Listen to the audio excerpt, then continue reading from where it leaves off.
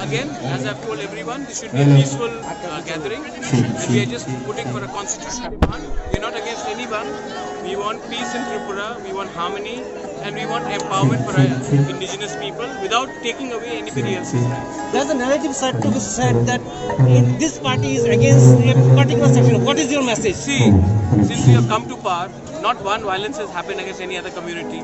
You've seen violence in Agartala, you've seen violence in Melarmat, you've seen in Panisagar. Not one person has been threatened. Today also, if you see our message, we are not speaking against any community, we are not against any religion. If the government of India can talk to the Hurriyats who do not believe in the constitution of India, if they can talk to NSC which had raised arms against India, we are a democratically elected council government, and government of India should listen to us. We are a democratically elected party, and we have a view.